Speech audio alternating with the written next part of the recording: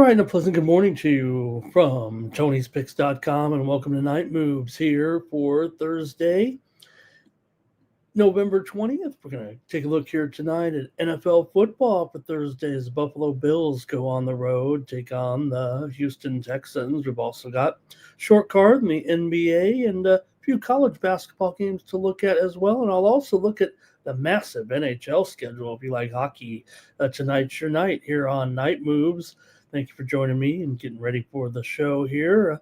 Be with you for maybe an hour or so and cover the action. Not exactly a huge night of action, but we'll take it anyway. Man, we're going to focus in on that hockey card. Hope you're ready to get some winners here on the show. Want to thank everyone for joining me here. Your comments are welcome as well in the chat as we go along here. I'd like to show your picks on the screen. If you've got any selections here, just pop them up there as I'm going along, and I'll feature your comments. It'll be seen by hundreds of people on YouTube here on the Tony's Picks YouTube channel. Hey, don't forget, you can get my best picks every day over at Tony'sPicks.com. Always my best picks are at the website. You can see me on a lot of different channels and a lot of different shows, but just know one thing, my best picks are always going to be right here at Tony'sPicks.com. You can use the promo code TonyT at checkout to save 15% off all premium pick packages, including mine here on Thursday in college basketball and more. Check out my picks at Tony'sPicks.com. Check out the picks from all the handicappers over at Tony's Picks. Remember, use that promo code TonyT at checkout to save 15% off all premium pick packages. Let's go over the website and see who did well here on Thursday night. Take a look at the hot handicappers over at Tony'sPicks.com. And let's see who did well over there on Thursday. And it was Higgs over there, 3-1. Good job, Sean over there. You got Justin, a 2-1 day. Brian Palmer, 2-0 there as well.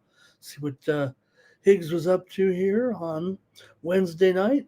He's having a good week here of 5 1/4 units so far this week. Shout out to Sean if you're out there. And let's see, there are a couple wins there. Oh, Alabama, of course, man, Alabama. What a fun team to watch, Alabama, huh? And then you had the Raptors there with the 121-112 win. Wild night in the NBA there, especially late. We saw a little buzzer beater action in there. Let's talk a little bit about the action, then we'll get started with the show. Don't forget, check us out over at Tony's Picks. There you go. All right, yeah, some great action here on Wednesday night. And let's see what we had here in terms of some results here from the action on Wednesday. Just having a little bit of technical issue here. Let's see if I can't fix my screen here. There we go. Get that off there. All right. And let's dummy me up right here. Oh. There we go. Let's dummy me up right here and put it on. There we go.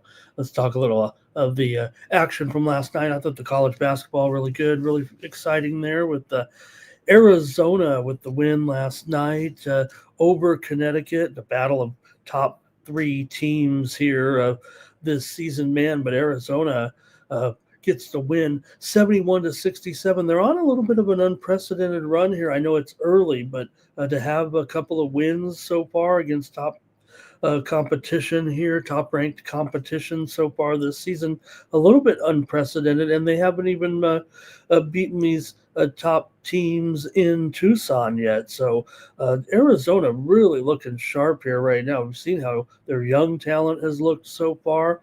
They totally dominated the boards, actually, in that game against Connecticut. Only won by 4, but they were the dog in that game. Hurley trying to figure out what he might be more of a rah-rah coach these days than a technical head coach. He was making some goofball moves out there for sure. Of course, they couldn't hit a free throw either, 9 of 18. And then they were chucking up bricks from three-point range, going 8 for 25. So Wildcats pretty good on the boards, man. They almost doubled the amount of rebounds there in that win over Connecticut. Also, you mentioned Alabama here, certainly one of the more entertaining teams in the country. They rallied from an early 9-point deficit to beat Illinois 90-86. Alabama, but they weren't great from beyond the arc either, just over 35% on the night, but they were good inside, and their points per play were pretty awesome too. 90-86. Alabama gets the win here in a high scoring game, but it still stayed under there. But Alabama, they shoot more than about 50% of their shots are threes, and they've also playing at one of the top 5 paces in the country, and they're playing a tough schedule, a couple of wins and a loss so far. So watch out. Alabama still going to be pretty good here, knocking off Illinois there in the United Center as well. So another good one last night. It lived up to expectations as far as the total is concerned, with Oklahoma State beating South Florida 103-95. USF led late by double digits in the first half, but Oklahoma State wins again, and they've beaten some good teams as well. They're top 3 in pace right now. We did have the over as our winner here on Night Moves last night. We also had a winner here on Night Moves with Dayton and Marquette. Dayton gets the win 77-71 in overtime there yesterday. Dayton led by 12 with 8.5 left in regulation. Marquette came back to tie it up. Marquette, they are not playing. They're playing a modest schedule and not winning here right now. They've been without their good point guard Jones here so far, and it's kind of hurt them a little bit. So Dayton gets the overtime upset win as a 5.5-point dog. Also a winner on Night Moves here last night. We had Youngstown and Toledo game 2 go over yesterday. We also had Sam Houston here on the show as a winner.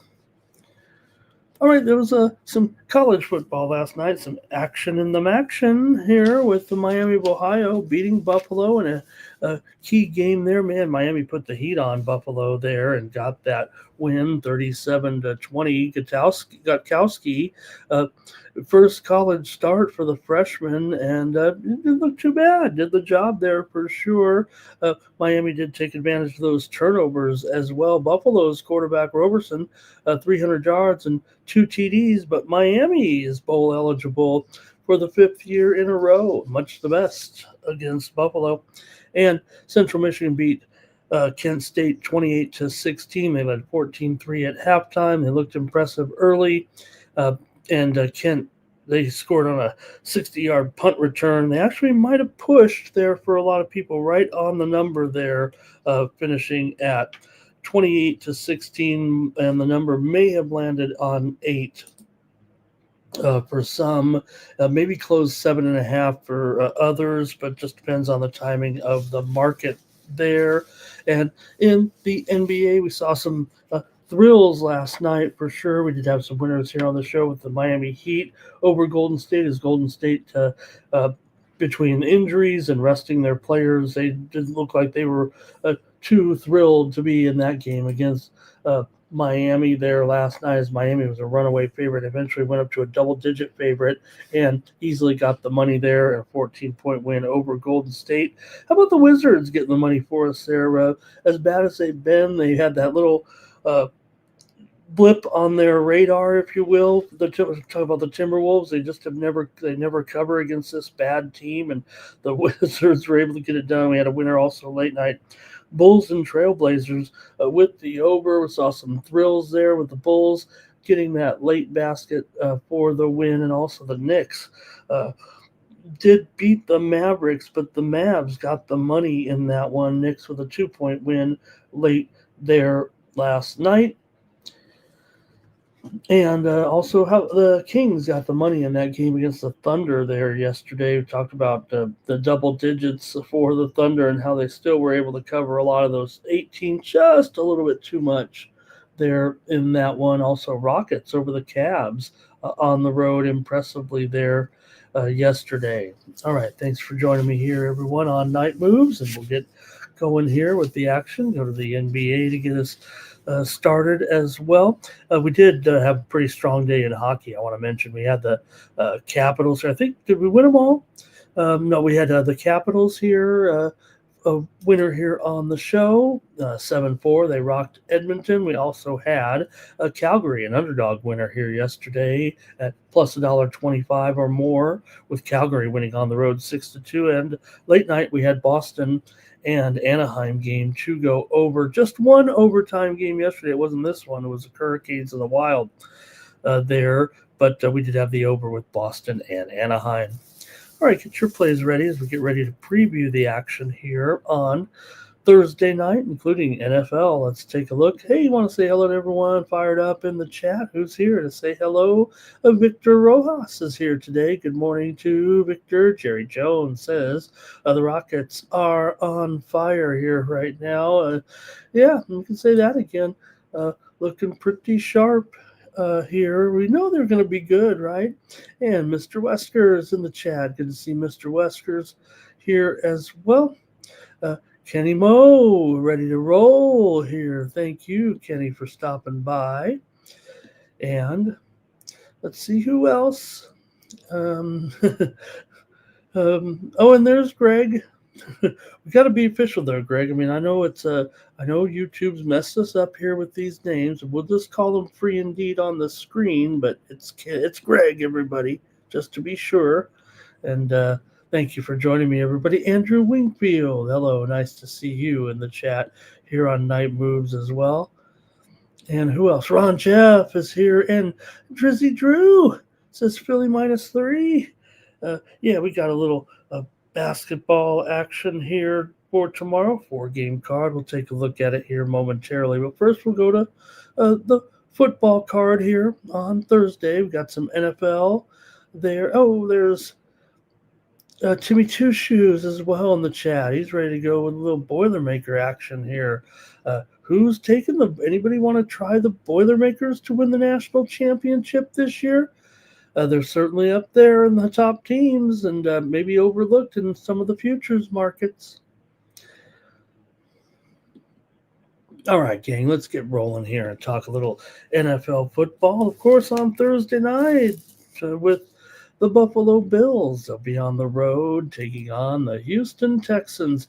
Buffalo comes in here 7-3 straight up, and Houston 5-5 straight up. Don't sleep on Houston. Now we know that their starting quarterback will be out. C.J. Stroud not able to make this one. Still battling the concussion here, but we got I want to say capable backup. Yeah, he's capable now. Certainly had his woes as a quarterback as far as winning is concerned, but with Stroud out, you're going to have, of course, Davis Mills in here as the starter for the Texans. They'll also be missing, or they'll have Dalton Schultz in the lineup here. They'll be missing defensive back Jalen Petrie here on Thursday night, but Schultz is in. Also, they get their kicker back, Kaimi Fairbairn. He did miss a game, and that's one kicker you don't want to miss. So after seeing them have to go to a backup there for Buffalo, they have problems here on their receiving core. If anything, maybe a weakness of this team, if they have any or many, would be the receiving core, and they're going to be a little bit decimated here coming into this game, talking about the Buffalo Bills. Now, Khalil Shakir is questionable here. Curtis Samuel is out. Mecole Hardman, who was picked up by Buffalo, really hasn't made an impact too much with the team yet, but he's out. They brought him in to kind of shore this wide receiver group up, but not going to be able to make this lineup. And Dalton Kincaid is out of this one. So that definitely hurts this Buffalo team coming in against a Texan team that, they hang their hat on defense, and they certainly have to be a little bit overlooked right now, given their 5-5 record here, right? I mean, nobody really wants to even include them in, the contentious teams. But hey, they've won a couple in a row here right now to even up their record. They're certainly live to get something going here and try to qualify for the postseason. They are 0-3 as an underdog this season, are the Houston Texans. Meanwhile, for Buffalo here, they are 3-5 as a favorite against the spread. Houston 3-2 against the spread at home. Now, Houston is 3-7 to the under so far this season, 1-4 to the under at home, including 1-2 as an underdog this season. Buffalo, meanwhile, 1-3 to the under on the road. The Bills do have 5 wins this season by 10 or more points, and they're certainly capable of putting up close to 30 points, but probably not against a defense like this. It still does pretty well for Houston here. I mean, that's their strength. The Bills are, let's see here, 0-5 straight up and 1-4 against the spread in their last 5 visits to Houston, including last season. Houston won the game here 23-20 in a October of 24 matchup.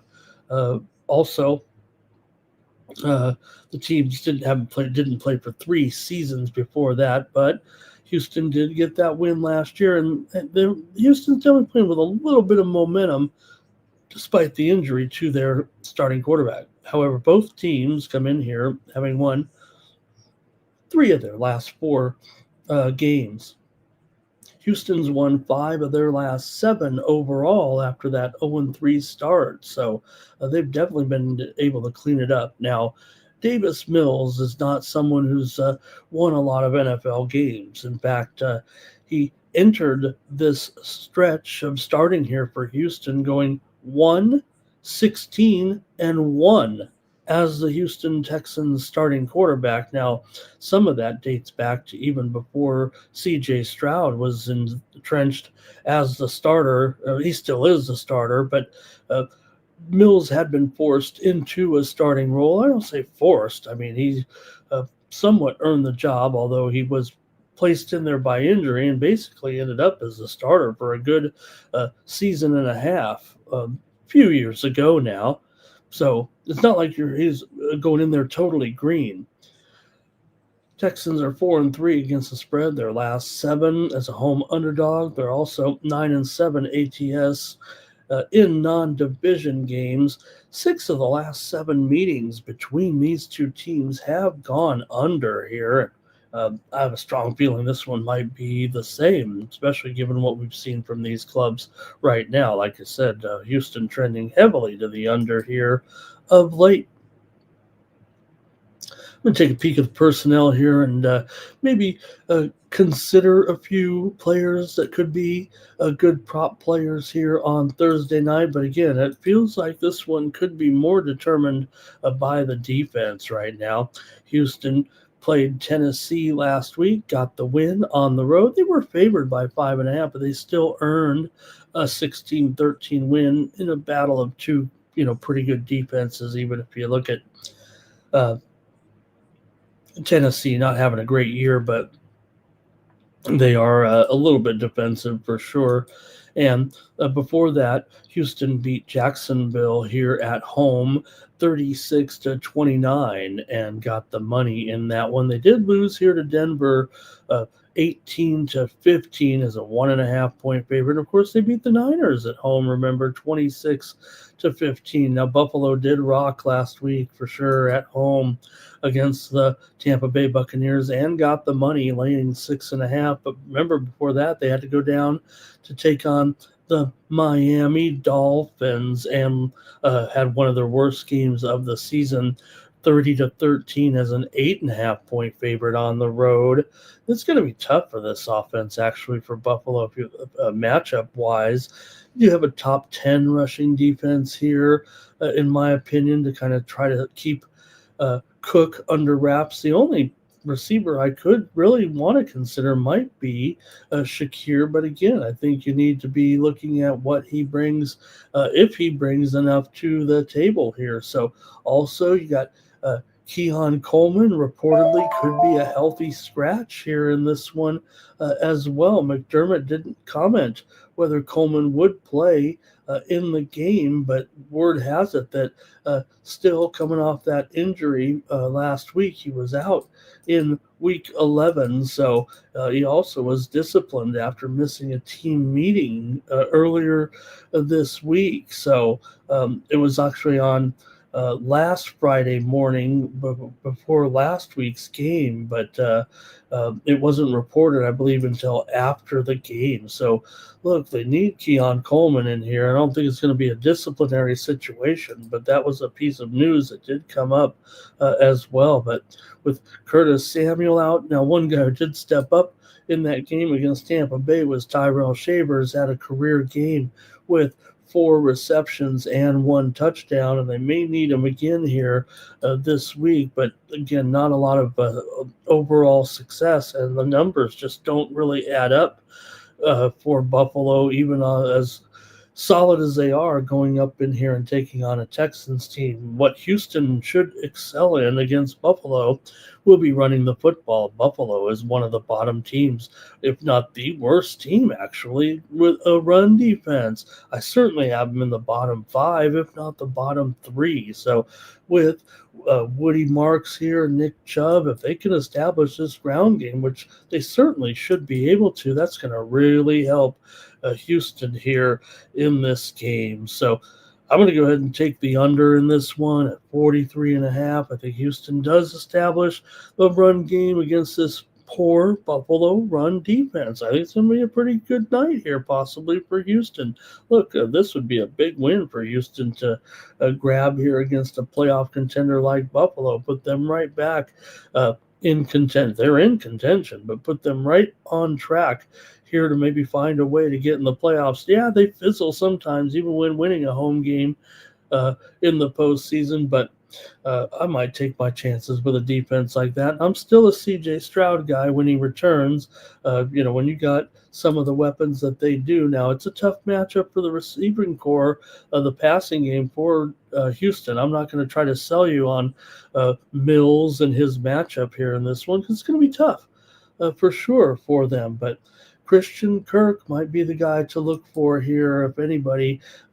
He has been fading a little bit, but man, could he come up here and get a couple of receptions here in this one if Nico or, of course, Jaden Higgins, who's been on fire here really of late, he might really be the guy to look for here. But I will say this, Buffalo probably number 1 in guarding tight ends. So even though Dalton Schultz is a great target here, and really he's been a favorite of both C.J. Stroud and Davis Mills, Buffalo is about as good as it gets guarding tight ends. And that was, Schultz had a very strong game last week with 6 receptions in the game against Tennessee, and he went off against Jacksonville before that.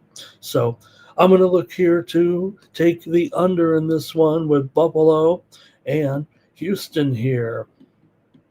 Hey, you guys have some comments on this one. Thank you, everybody, for giving some opinions here in this game. Let's kind of take a look at what you guys have to say. Andrew says he likes the Texans to cover here and the under. Greg likes the Bills here in this one to get it done. Mr. Wesker likes he'll back the Bills here in this one.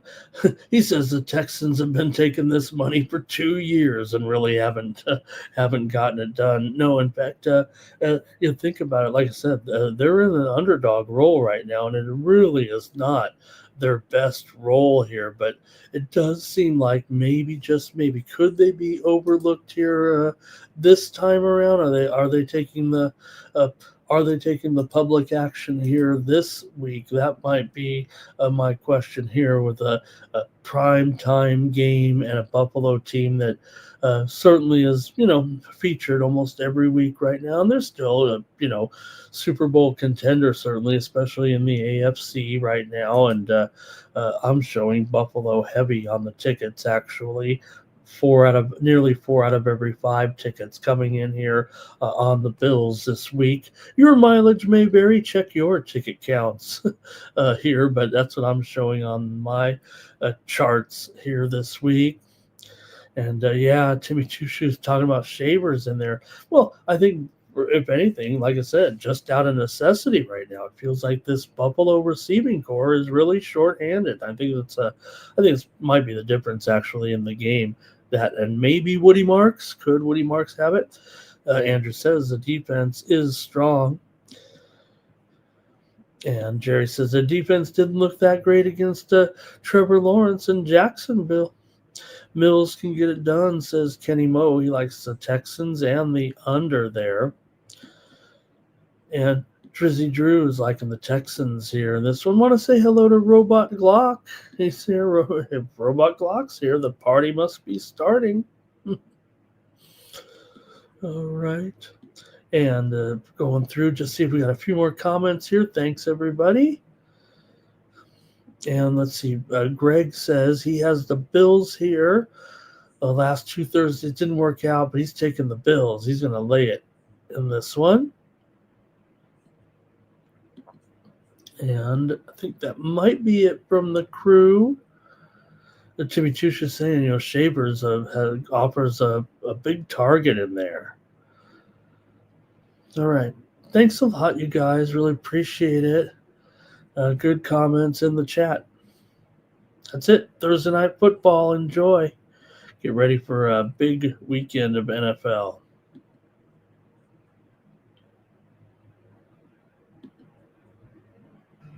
Oh, a couple more there.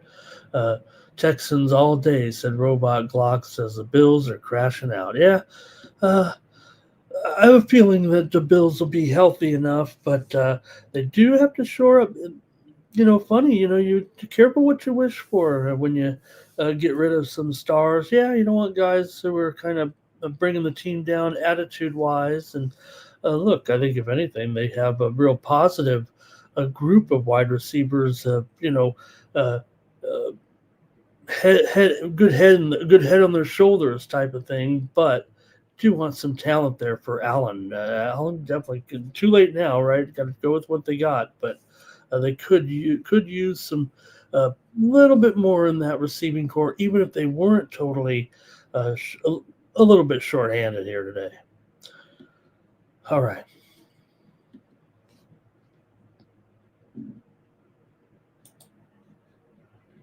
Let's go to college football here on Thursday night in UL Lafayette, Louisiana. Ragin' Cajuns here going to take on the Arkansas State Red Wolves here on Thursday night. We've got one college game here. You got ULL coming in here on a little bit of a winning streak right now. They've won 2 in a row, 2 in a row here to improve to 4-6. Putting a little heat on here of late is ULL picking up wins over Texas State at home, 42-39 as an underdog, and also they beat USA on the road 31-22 as a 4-point dog. Meanwhile, for Arkansas State, they did see their winning streak come to an end against Southern Miss last week, but they actually got the money, barely, but they got there. They were a 6.5-point dog, lost 27-21 in that game and got the money. They're on a hot streak here, is Arkansas State, covering numbers like nobody's business. They are 5-0 against the spread at home this season, 7-3 against the spread in their last 10. They're actually hot here covering these numbers right now, playing pretty well as Arkansas State. 5 straight covers overall. They've won 4 of their last 5. Arkansas State has gone under in 8 straight games. They went over in their first 2 games this season. Now ULL, to be fair, has gone 4-1 to the over this season on the road. They're also 5-2 to the over as a dog. Meanwhile, this is only the 3rd time that Arkansas State has been favored this season. They're 1-1 straight up in that role.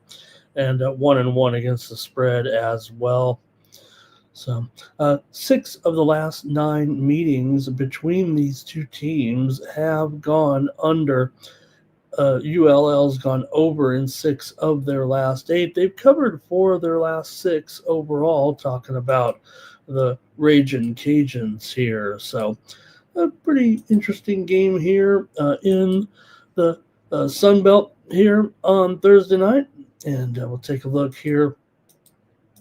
Currently, the current conference standings here. You got Arkansas State coming in 4-2 in the West, a game behind Southern Miss here. Louisiana, meanwhile, is 3-3 overall coming into this one. So should be a decent game here, it feels like. You got, of course, the spread there. Our Arkansas State favored by 3, and the total 54 here in this one. And I see you guys might have a few comments here as well. Let me go to those comments. Thank you, everybody. Hey, want to say hello to Stop Geo in the chat. Nice to have Stop Geo here tonight. All right, and let's see here. Hello to Omar McCall joining us on the show here. Thank you, Omar. He's got a pick here. He likes Arkansas State, maybe on the money line here.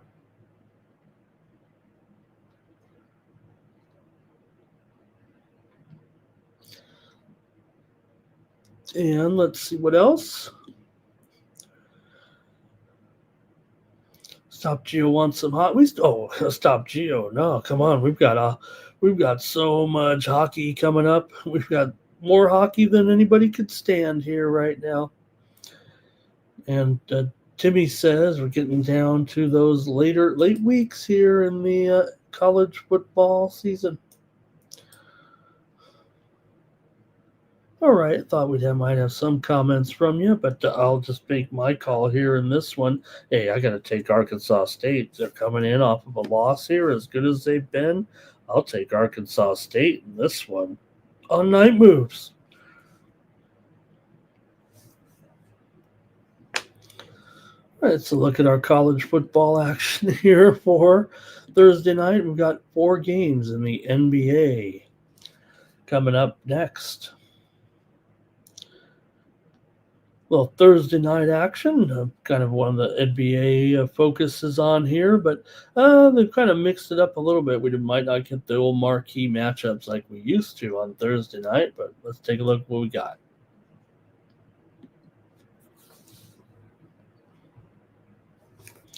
Clippers and Magic start us off here with the Clippers on the road, an underdog right now to the Maj in this one.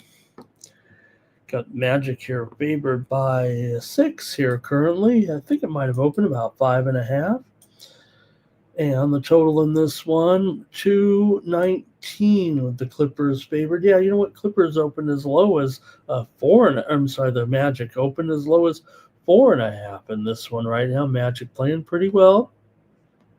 They're coming in here off of a win over Golden State in a chippy game, a physical game, but they knocked Golden State off 121-113 at home last time out.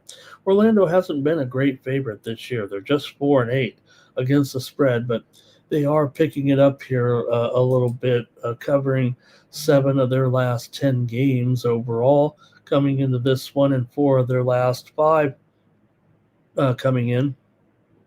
They've actually won 4 of their last 5, even when they lost to Houston 117-113 on the road 2 games ago. They still covered 7.5, so they're covering here a little bit. Meanwhile, the Clippers, they've lost 8 of their last 9 games coming in. They're coming in off a loss to Philadelphia. They did get the money in that one, 110-108, getting 5.5. They also covered against Boston in their prior game, so they've actually covered 3 straight after failing 7 in a row.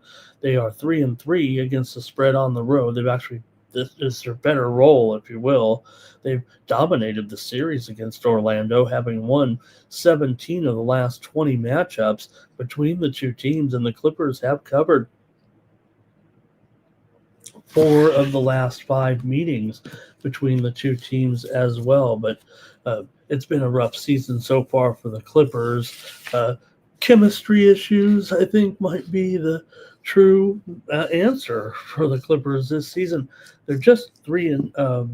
Maybe they're 3-9. Maybe they're 4-10. I know I got one game in there, kind of a push, but no matter what, they've just been pretty dismal ATS so far. Clippers are 8-6 to the over this season, but Orlando is 5-7 to the under as a dog.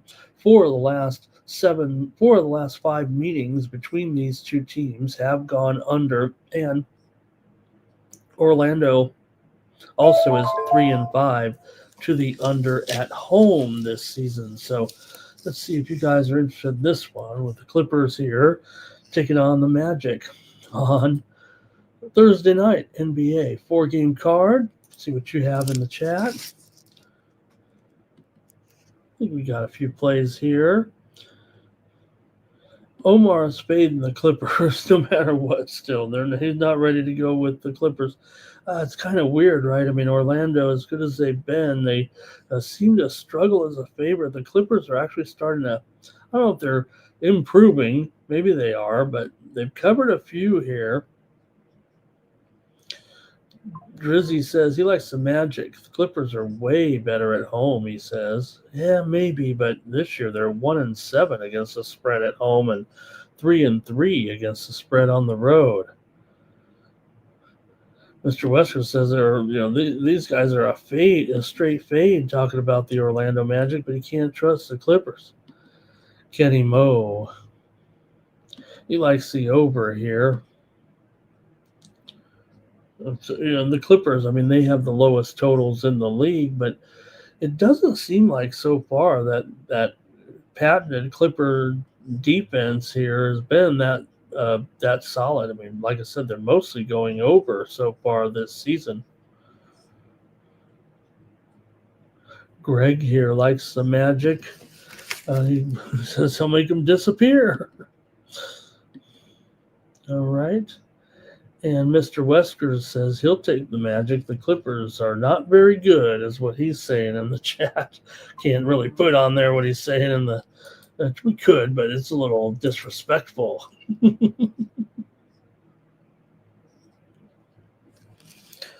All right, I'm still willing to go under in a Clippers game here. Give me the under with the Clippers and the Magic here in this one. But you guys, I think for the most part in the chat,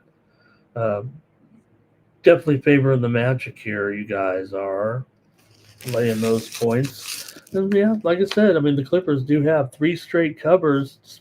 Even as bad as it's been, they covered 5 against Boston.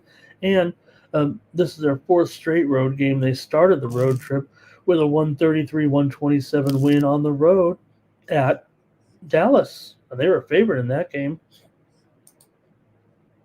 So you have a few key injuries here. Paolo Banchero is out of this game for Orlando, the 21.5 point per game scorer. Also Mo Wagner, he's still out as well. For the Clippers, Jordan Miller's questionable. Derek Jones, he's out.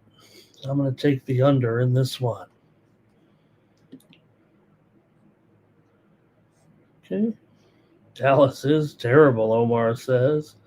Kenny Moe likes Zubats here. He says also that Harden can do it by himself. Kenny Moe likes the Clippers to win outright.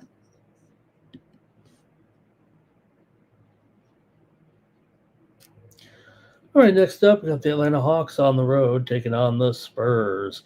Spurs here are favored in this one by 1.5. Total 231.5.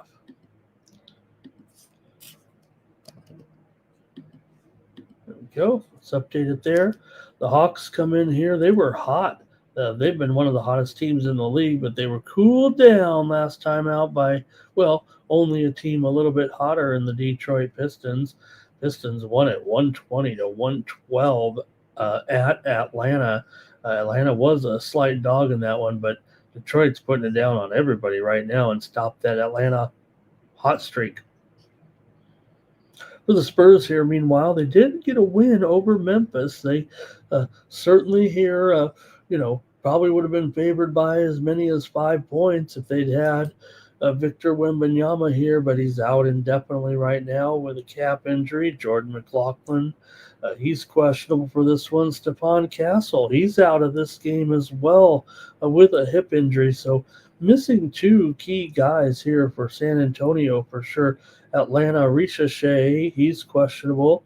KP is questionable as well. Trae Young's been out here for a while right now.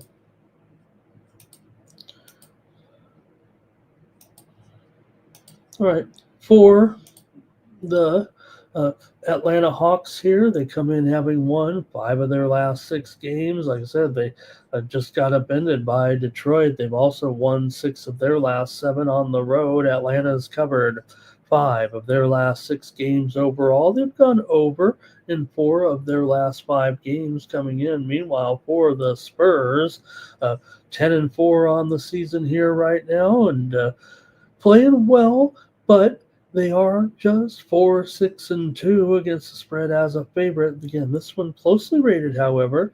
San Antonio is 5-3-1 against the spread at home, but again, Atlanta 6-3 against the spread on the road, 5-3 against the spread as an underdog.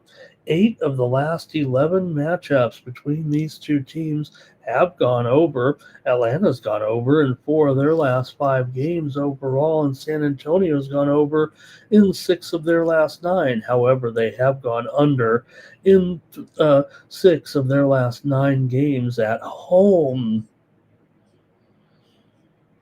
Spurs certainly one of the best teams, but without their superstar player here, it did work out for them so far. But we'll see here when you're going up against this Atlanta club that's coming in playing pretty well before they played Memphis in that last game. We know Memphis has been up and down for sure, and San Antonio was able to beat them pretty handily there. 111 to 101.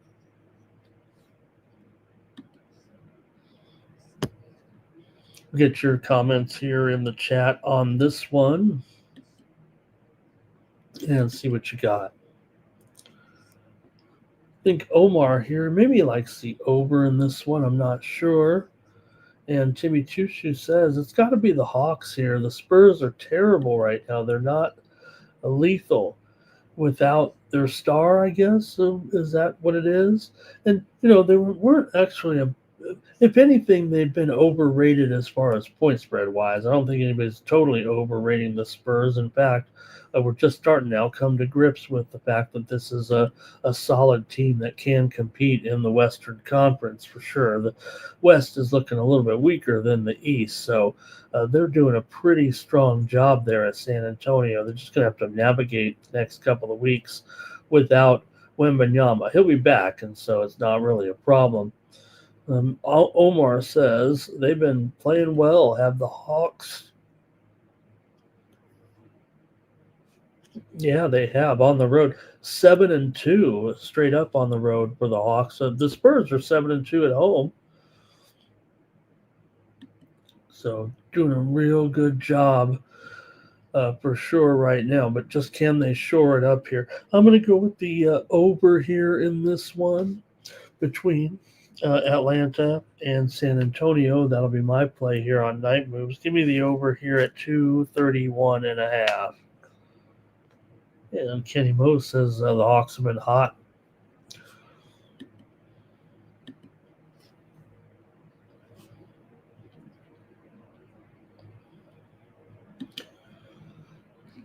All right, here's the Memphis Grizzlies. We just talked about them, and we got to talk about every game, and even got to talk about this one on a Thursday night. Man, these 2 teams can't get out of their own way right now. Somebody's got to be favored. Memphis comes in here on a 5-game losing streak. The Kings come in here on a 7-game losing streak right now. Sacramento just 1-6 against the spread. Their last 7 games coming in. The one game they covered was the last game against Oklahoma City there last night in that 113-99 loss.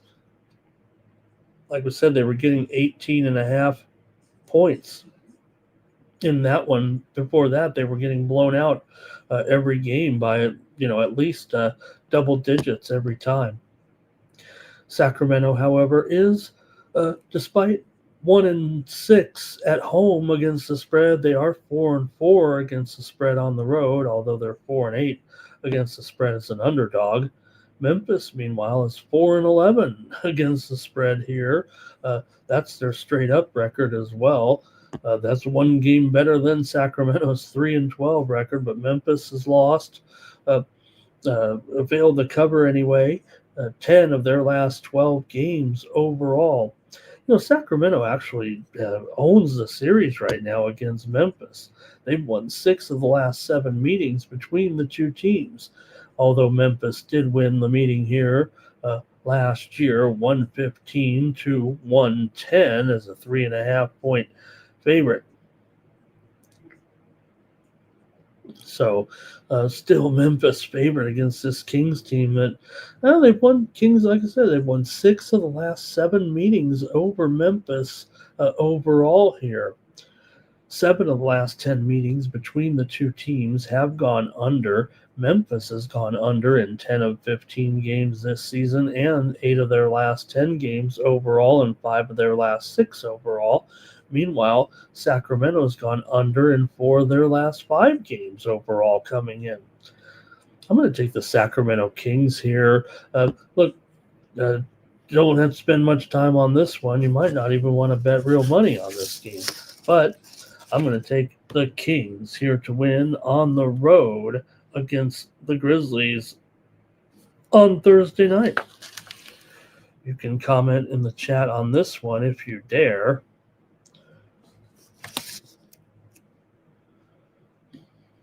But I don't know if anybody even wants to. Oh, Mr. Weskers will. He's going to go with the Grizzlies in this one. He's going 2 units. This is a game of the night. All right. Omar here. Omar, thank you very much for being a member of the chat All-Stars here. He likes the under in this one. I don't know if I disagree with Omar there. That looks pretty good, actually, Omar. And Stop Geo says he's playing Monopoly money in there, I think. And Timmy Chushu says, you also used to always go over with Sacramento and Memphis. Kenny Moe says, just take them on the money line. No, we're going to lay any points with these guys. All right. Put that one to bed. Yeah. Even with the back-to-back, right? Yeah, for sure. Not too. Oklahoma City, Memphis. Not gonna sweat that one too much.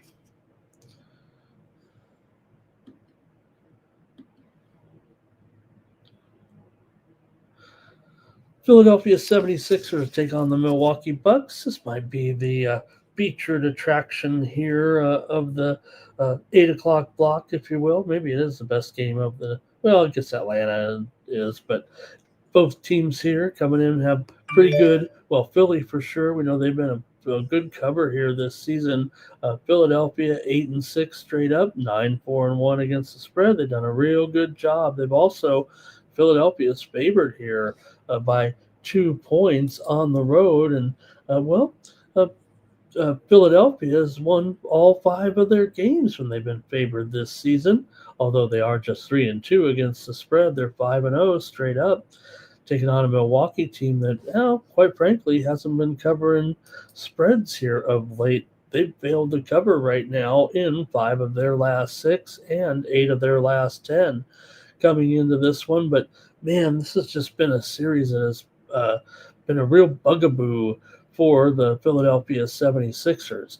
They've lost 8 straight games to the Bucks and failed to cover in 6 straight against Milwaukee. Now, Philadelphia has been a pretty good cover so far this season, and Milwaukee is struggling against the spread. Milwaukee's 6-2 to the over at home this season. Philadelphia is 4-1 to the over as a favorite.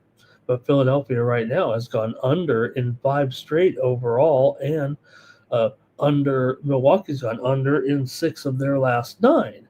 However, 4 of the last 5 meetings between the two teams have gone over.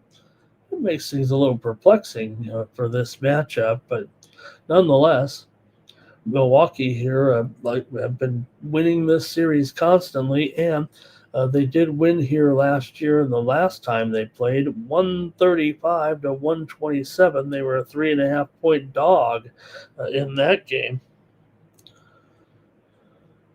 See some comments coming in from you folks. I mean, I'm going to have to take the Milwaukee Bucks here as a dog against these guys right now. Yeah, there's injuries here certainly to worry about with Giannis out of this game, but you do have Paul George questionable, Embiid questionable, Oubre is out, but I'm probably going to take the Bucks here in this one plus the points without Giannis on Thursday night.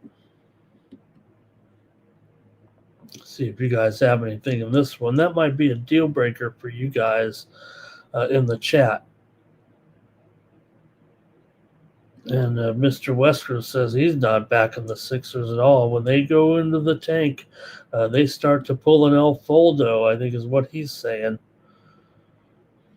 Okay.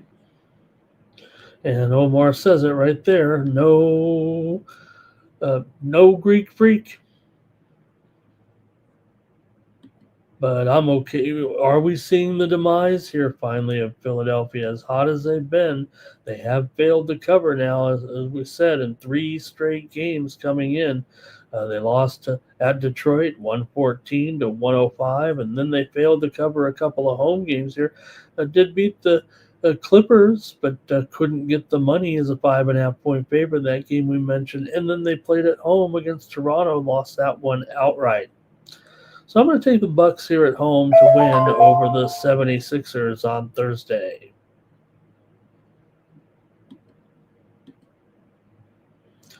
Hey, and that was a look at the action in the NBA. We're going to go to college basketball now. I'm sorry, no, we're going to go to NHL because Mr. Weskers he prefers that order. I'm challenging the barriers here, Mr. Weskers. All right. Let's get a move on here and take a look at this NHL card. Settle in and grab your popcorn here.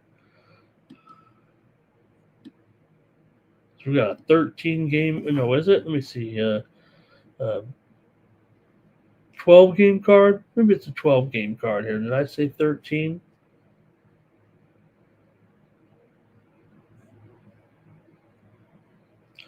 All right, let's take a look here at our first one. The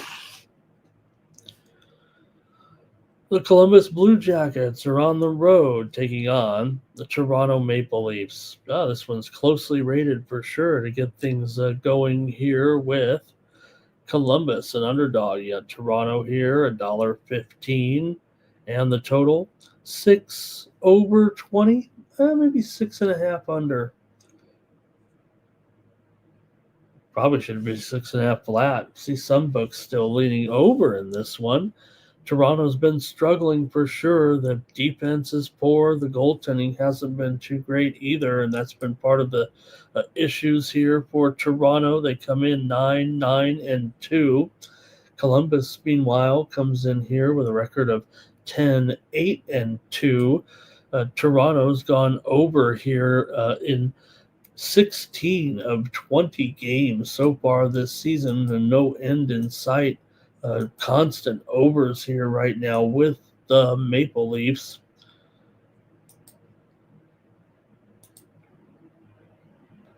They actually come in here. Let me see if I can get these latest numbers here right now with Toronto coming in. They've gone over in 13 of their last 15, over in 9 of their last 10, overall coming in. Columbus has even gone over in 5 of their last 7. They're 7-4 to the over on the road. Columbus comes in off of a 5-2 loss at Winnipeg last time out. For Toronto, meanwhile, they finally broke that losing streak with a win over St. Louis the other night. They've actually gone under in 2 straight games, but man, they just have so many overs that even this one at 6.5 here right now. Columbus has won 4 out of the last 5 meetings between these two teams coming in. I think I want to take the Blue Jackets here actually to win on the road here against Toronto. The teams just played here. It is a little bit of revenge for Toronto. Columbus beat up the Maple Leafs 6-3 just about 3 weeks ago.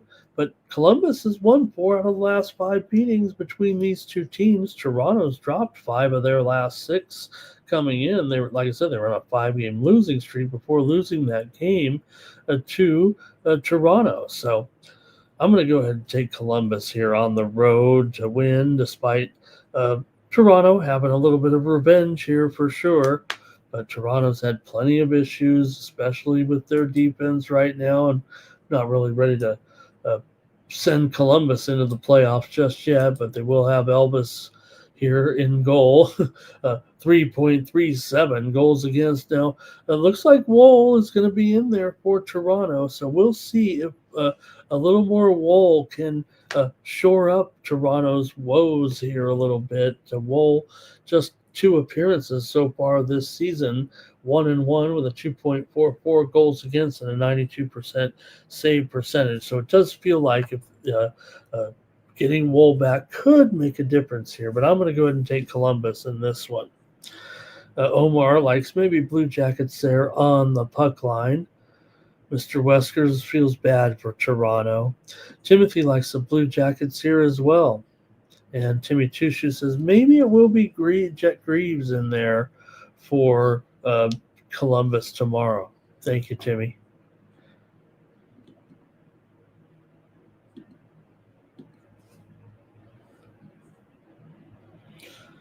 St. Louis Blues are on the road taking on the Philadelphia Flyers here on Thursday night.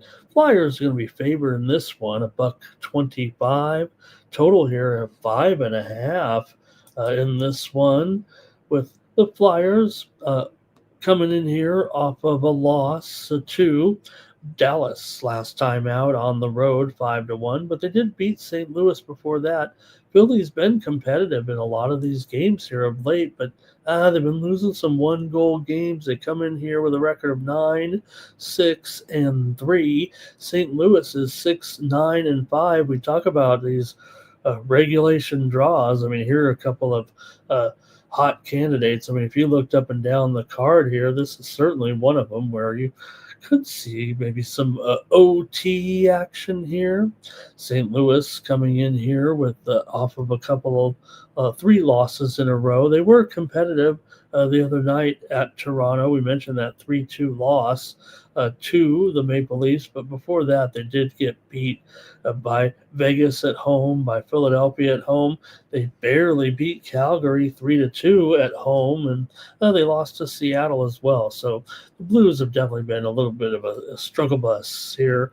Philadelphia feels like they've played a little bit better of late. They're also just they are 5-1 as a favorite this year. Are the Flyers? It's really their best role for sure. So that could be the difference maker, I think, for me in this one with Philadelphia, because St. Louis has lost 4 of the last 5 meetings between these two teams overall, and still, despite St. Louis winning a couple of games here over the last a month or so, I say month, I mean in the month of November, they are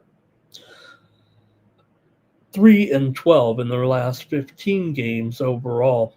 St. Louis has gone under in 6 of their last 9, despite the fact that they've gone over in 5 of their 8 road games, but they're 2-5 to the under as a dog. Philadelphia is 2-4 to the under as a favorite. Philadelphia has actually gone under in 5 of their last 6, and 4 of the last 5 meetings between these two teams have gone under, and 4 of the last 5 meetings in Philly have gone under as well. So for me, I'm going to take the Philadelphia Flyers here to win this one over St. Louis on Thursday. All right, Timothy here. He likes the Flyers in this one, and so does Omar. Omar, again, thank you, man. You're doing a great job here for me in the chat. Really appreciate it.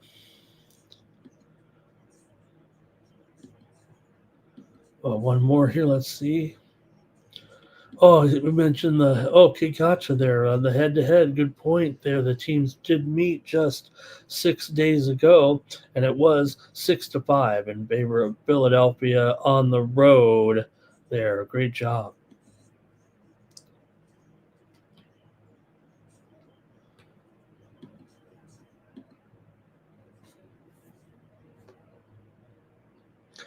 All right, a decent one here. You got the Washington Capitals on the road, taking on the struggling Montreal Canadiens here, though. All of a sudden, what happened to my Canadiens here of late? Gone into a little bit of a funk with 4 straight losses right now coming in. They played a little better last game against Columbus, but still took the loss on the road. It was one of those weird road trips. Montreal was just had played a long homestand, took one game to go play Columbus, and now they're coming back home for this one, just a one-game road trip there.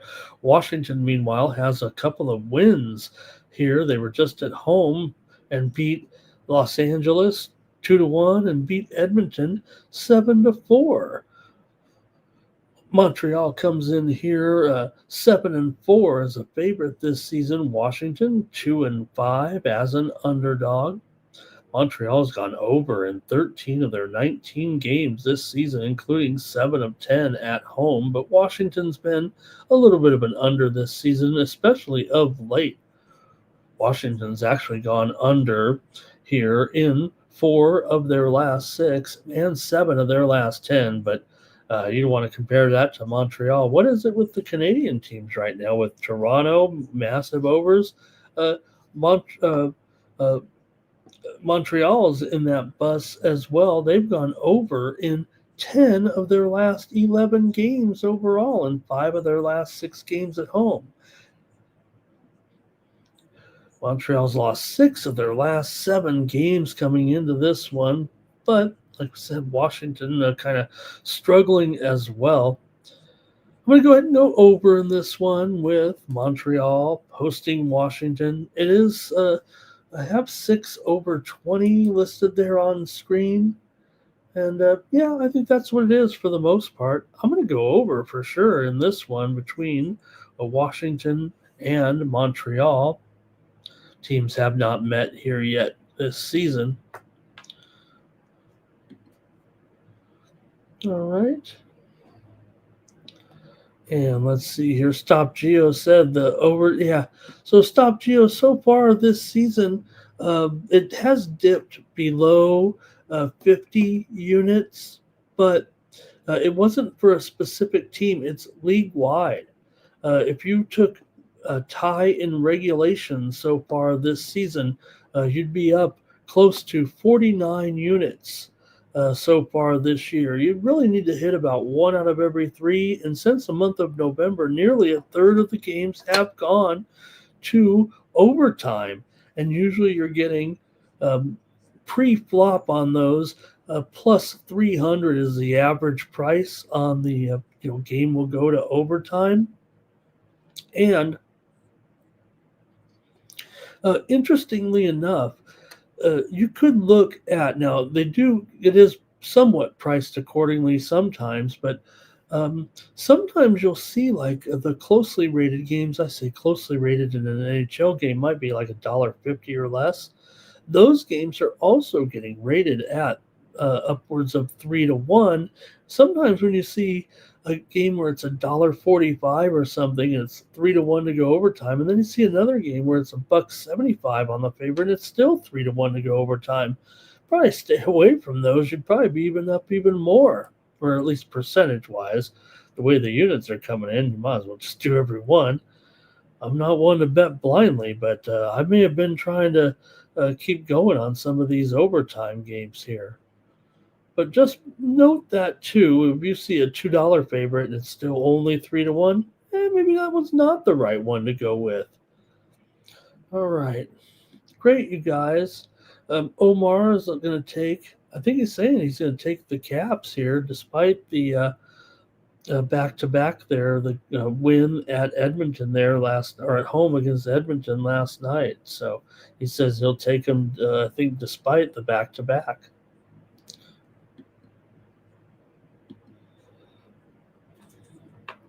Islanders and Red Wings here. Action on Thursday. The Red Wings $1.35. I was thinking it's $1.35 now. This one's gone up.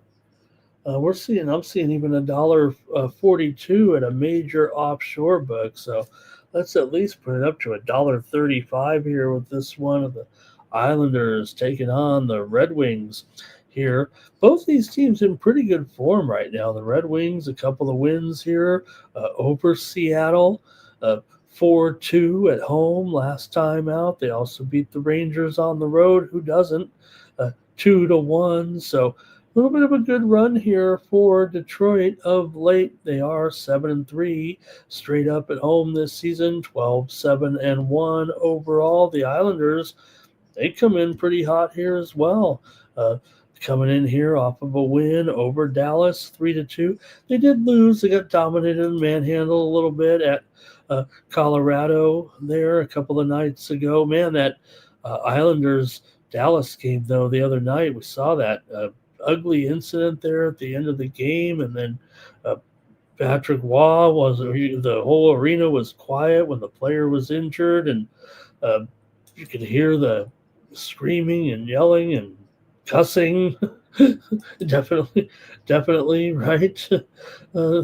With that now, Detroit is coming in here with pretty much a clean bill of health, man, for sure. Islanders have a couple of guys here. Romanov is questionable, and Holmstrom, he's questionable here as well. For the Isles here right now,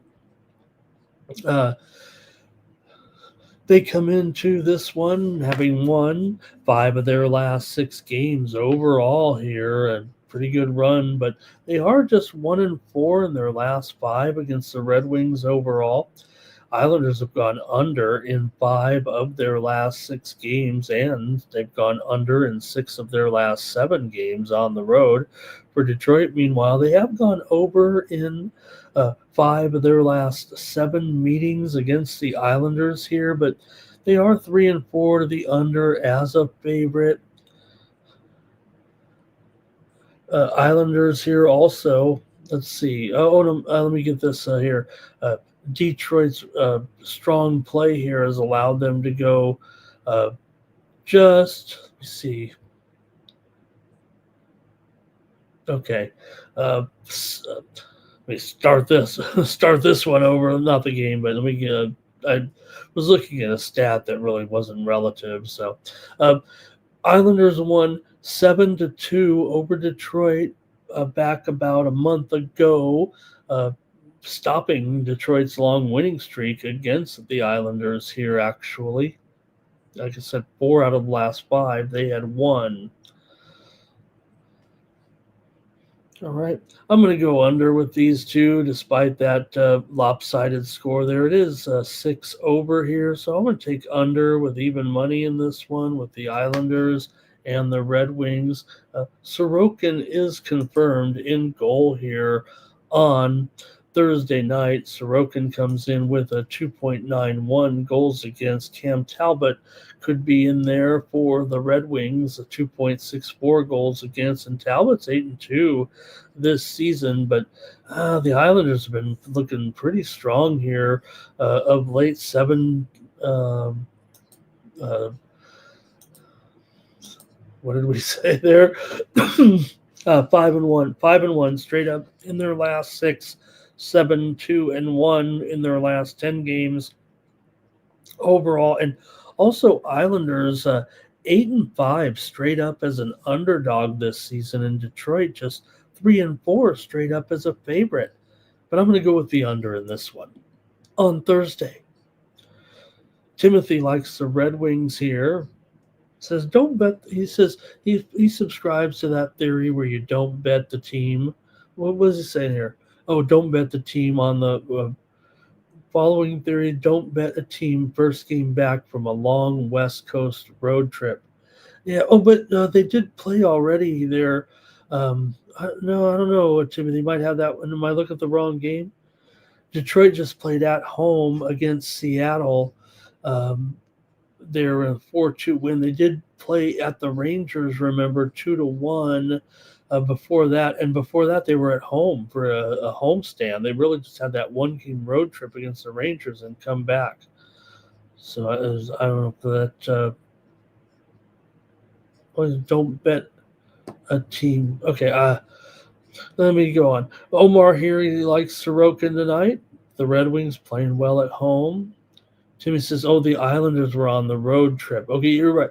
They've been on a massive road trip there for sure. This is their sixth straight game right now on this road trip. So yeah, it's got to be getting a little bit of fatigue, but still, man, they're so hot on this road trip. It's really hard to think about fading them necessarily, having won 4 out of the last 5 games here on the road. So I'm gonna go with the total right now, and I do worry because the Islanders don't play very well against the Red Wings, but they are certainly playing well right now on the road. And I love teams that win on the road. You know that. The New Jersey Devils are on the road taking on the Florida Panthers. New Jersey comes in here 13-5-1. The Panthers are 10-8-1. Panthers just got to bide their time a little bit this season. Hope they can stay afloat, but a pretty tough game here against a tough team, and the Devils, one of the hottest teams certainly in the league right now, one of the best teams it feels like record-wise here currently. New Jersey right now sits in second place behind Carolina with 27 points, but Devils here do their best work at home. They're actually just 6-5 overall on the road. They're, I believe, the only team that's undefeated at home still this season, but they're on the road here against Florida. Florida, meanwhile, comes in here 7-2-1 at home so far this season. They've done a pretty good job here. So New Jersey's been a home dominating team, but they've also been pretty good in this series against the Florida Panthers. New Jersey's won 4 of the last 6 meetings between the two teams overall, but man, Florida playing well again here all of a sudden. 7 of the last 10 meetings between these two teams have gone under, including 5 of the last 6 meetings here in Florida right now. So New Jersey in here off of a loss to Tampa. This is their 4th straight road game coming in. Meanwhile, Florida's been at home for 4 straight games here right now. And I'm going to go ahead and grab Florida here. I know I'm laying $1.40, but I'm going to take the Panthers here over the Devils on Thursday night. 2 teams met here already. New Jersey won back on October the 16th, 3-1 at home. But I'm going to try Florida here with Bobrovsky in goal here over Markstrom. You got for Bob coming into this one. He's got a 2.8 goals against. Markstrom, meanwhile, he's been 3.83 for all the regular goalies. He does have one of the highest goals against average so far this season. All right, and yeah, Mr. Wesker says, how can we fade the Devils? I think right now maybe just want to get them at home a little bit. They did win the first 2 games of this road trip, but did get blitzed by Tampa Bay, and you are going up against a Florida team that one of the better home teams so far. And is it an overtime candidate? I think they all are, Mr. Weskers. Timothy likes the Panthers in this one.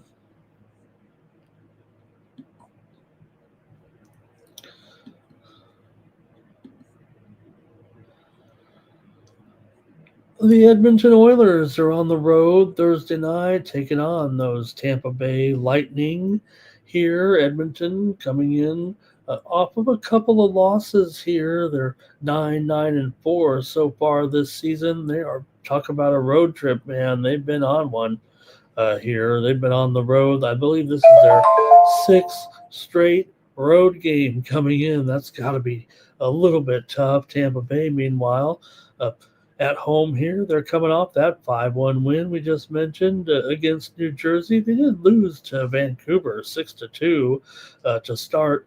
Edmonton just 1-4 as an underdog straight up this season. They're 4-8 on the road. Tampa has not looked good at home. They've been a better road team,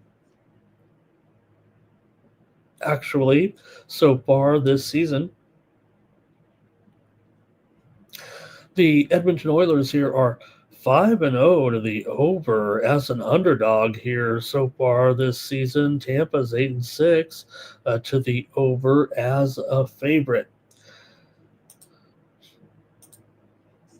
For the Oilers here, meanwhile, they do come in here, like I said, a little bit of a struggle here on this road trip now as it's starting to wear on them a little bit. They've actually lost, I believe, 3 of the 5 games here overall coming into this one. They're 2-7 on the road here so far. This 2-7-3, is that right here? Tampa Bay has won 11 of the last 12 meetings between these two teams. Granted, they just meet twice a year, but basically over the last decade plus, they just chalk up a loss every time for Edmonton when they come to Tampa Bay. They have won 6 of the last 18 meetings over the last close to 20 years, but it's just been an issue for Edmonton whenever they go into Tampa. Last year's meeting here was 4-1 in favor of Tampa. But Tampa, like I said, just 5-5 at home so far this season. Edmonton's gone over in 6 of their last 8 games overall. I got to take the Tampa Bay Lightning here at $1.55. Oh, it is $1.55. Ugh. All right. Guess I'm committed to it. I might have wrote my notes here wrong. I had a little cheaper price, but all right. I'm on Tampa here at $1.55. I don't think that is the best price actually, but I think I'm stuck with it. All right. Hey, thank you, Mr. Miho, in the chat. He says he's got a Jake Allen in there for New Jersey. Thank you, Mr. Miho. Appreciate that.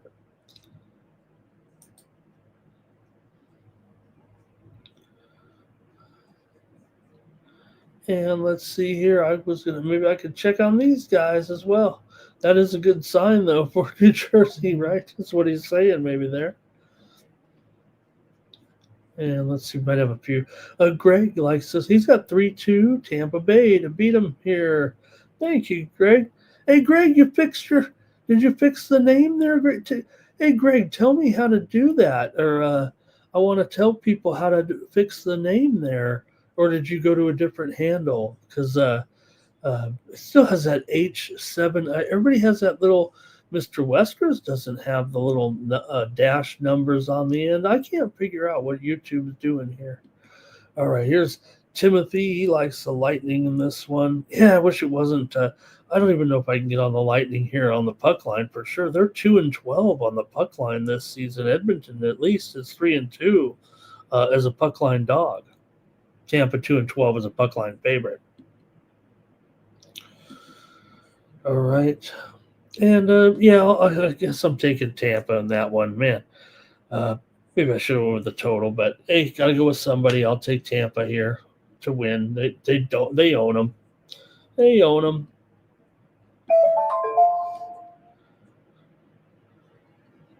All right, the Seattle Kraken continue to look impressive here. Don't sleep on this matchup. You got the Kraken coming in here 9-5-5. Chicago's 10-5-4. No signs of letting up. Man, and Blackwood's in there. How about Chicago, man? 16 and this is the first time Chicago's been favored this season. Wow. You're 10-5-1. I mean, we know they were, not targeted to be this good, and maybe they'll come back to the pack, but this is the first time all season that Chicago's been favored. Now, you are going up against a Seattle team that uh, uh, is pretty good here on the road right now and doing a pretty good job, but they did lose last time out to Detroit, 4-2 on the road. Before that, they had back-to-back wins over San Jose and Winnipeg at home. But, man, you got to hand it to the Blackhawks here. They're a slight favorite here, $1.15 or so, total 5.5 over at -115. Chicago's been going under here of late. They're also 3-6 to the under at home coming into this one. Chicago's gone 5-1 in their last 6 games overall. Seattle is still just 3-8 in their last 11 on the road. However, Seattle has won 5 of the last 6 meetings between these two teams, including just a few weeks ago. Seattle won at home 3-1 on November the 3rd to kind of keep that streak going here against Chicago. But man, Chicago's been so solid here of late. 7 of the last 10 meetings between these two teams have gone over. But like I said, Chicago here under in 6 of their last 9 at home. 4 of the last 5 meetings between these two teams here in Chicago have gone over. I think I'm going to end up going with the over here in this one. Maybe a little perplexing, right, with Seattle here still pretty formidable in this series against the Blackhawks. But, man, Blackhawks have been so good here, and they've got here, it could be, I've got Blackwood in there, but I think now I'm seeing I think Soderblom is on 2 of the sites here right now, so I feel like I want to. Oh, what am I talking about here? I'm just It's not Blackwood on the Blackhawks. He's on the Avs. Let me get this right. I think I was just obviously a brain freeze there, thinking Blackhawks, Blackwood. We know Blackwood's on the Avalanche. So, okay, but in this one for me, I got to take the over here now, especially with Soderblom in there. Actually, he's 3-2-1 with a 2.52 goals against average. Joey Decord 6-3-3 with a 2.84 goals against here. I'm going to go ahead and take the over in this one at 5.5 with the Kraken and the Blackhawks. All right. Yeah, right, Timmy. I had him on the wrong team there. But, we'll see if it is Spencer Knight. I'm showing right now possibly the backup in here in this one. So we'll see on that. But sorry for the confusion. That was just a brain freeze there. Mr. Miho, though, does say he does expect Knight to be in goal.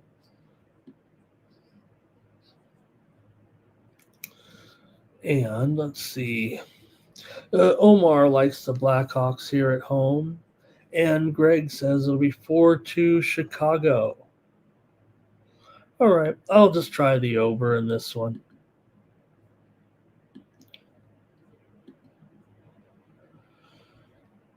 All right, the Vegas Golden Knights are going up to Utah and take on the Mammoth.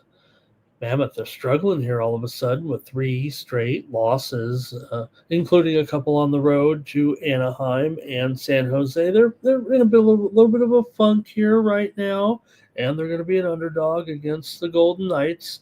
only $1.20 are these Knights on the road, despite the fact they're coming in off of a win at home over the Rangers. They've won 2 of their last 3. They beat St. Louis on the road, then went up to Minnesota and took a loss, but then came back and beat the Rangers at home. Now, right back here for a trip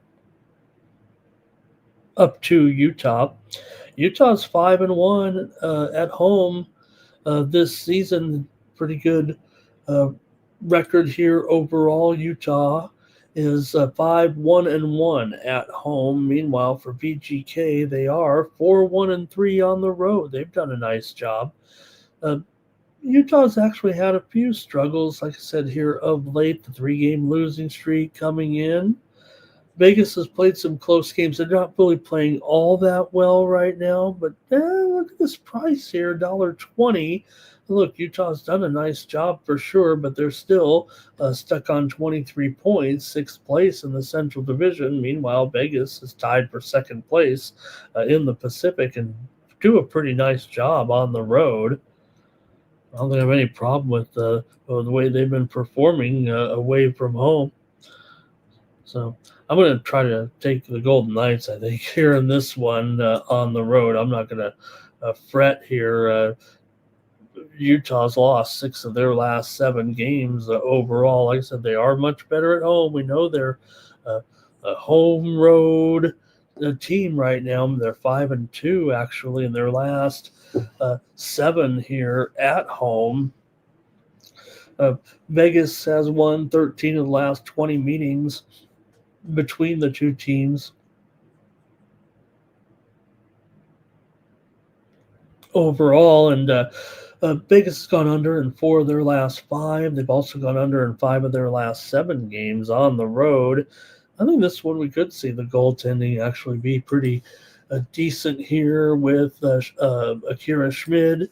8-1-2 is his record, 2.54 goals against, and I'm showing Vanacek in there for the Mammoth, and he's certainly not been as good as Velmica, and Vanacek is 2-3-1 with a 2.85 goals against and a 87.5% save percentage. So, man, Utah's been good at home. I'm going to take the Golden Knights, though, on the road here to win at a minus $1.20.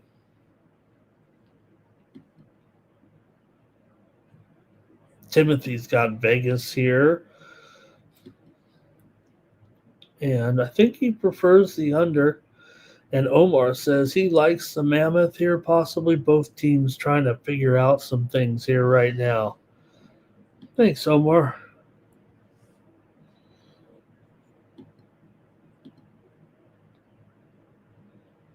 All right, here's the game of the night. Maybe, I don't know, the Rangers only 10-9-2 here right now. They're so bizarre. Still with the same kind of patterns here, it feels like, for the Rangers, although they did lose on the road last time out to Vegas, so they could be showing some road susceptibility. You're going up here against. Whew. You're going up here against one of the best, if not the best team in the league right now in the Colorado Avalanche. Colorado comes in here right now just blistering through here, rarely losing. They are 13-1-5 so far this season. They're 7-0-2 at home. They're on a 6-game winning streak here right now, and they're going to be a $2 favorite. But you're up against this Rangers team that, no matter how you look at it, they still play their best hockey on the road here. Rangers right now, 9-2-1 on the road, 1-7-1 at home. Hey, honey, I'm heading on the road. Right now for the Rangers coming in here, lost 2 straight to Vegas and to Detroit. That's not that loss to Detroit snapped a little bit of a winning streak. Colorado, though, just on fire here at this point. They're coming in off a win over the Islanders at home, 4-1. They beat up on Buffalo 6-3. They chopped down Anaheim 4-1. They are just smoking this card, this schedule here right now, but can the Rangers suck it up here on the road? You really want to fade this Colorado team right now that not only are they winning, but they're also 10-8 as a puck line favorite. That's pretty darn good. Still, the Rangers are 7-2 as a puck line underdog here. Rangers are 7-14 to the under so far this season. Colorado also a bit of an under team, 7-11 to the under as a favorite. Colorado comes in here having gone under in 5 of the last 6 meetings. Between the two teams overall, Rangers have gone under in 7 of their last 9. I'm going to try the under here in this one. This one's, I want to see what's going on, but man, a hot Colorado team here against the Rangers team that does their best work on the road. Granted, maybe the Rangers here with a couple losses are going to fall back, but it's a little bit tough on the puck line here, even with this one. Colorado's been so hot. Still on the Rangers puck line, it's minus $1.40-ish. But, yeah, maybe they can have another strong game. Here we go. Omar says, Avalanche all day. It's hard to go against them, especially at home. But, yeah, you want to lay $2, Omar? Or are you going to lay the puck line, you think, there? And look, the puck line price is pretty attractive, actually, right? At minus 1.5, plus 115. The Rangers play so well on the road. But you got to think if you're not I just can't even fathom right now. Usually I like road teams that win, and it sometimes will eventually carry over at home. Timmy Chushu says Avs team total over. Timothy just says I'm going to parlay the Avalanche with somebody. All right. Well, I guess that's why I'm taking the under here in this one, because I can't figure it out either. They should win. Colorado, come on. One regulation win, one regulation loss all season. Yeah, they're still rolling, this Avalanche team. Looking great. No doubt about it. And like I said, and don't forget, you got Blackwood in there. Don't forget. And look, I think that's a positive here because if anything, getting Blackwood here, just his 4th start of the season, hopefully. I have him penned in there. I don't know if you guys do, but just a 3.28 goals against, 87% save percentage for Igor here. 7-2, but it's still a 2.43 goals against, a 91% save percentage. I'll take the under. Omar says there it is. He says the Rangers do play tougher on the road. Maybe they can get that puck line at $1.40, right? But man, come on, this Colorado team, wow.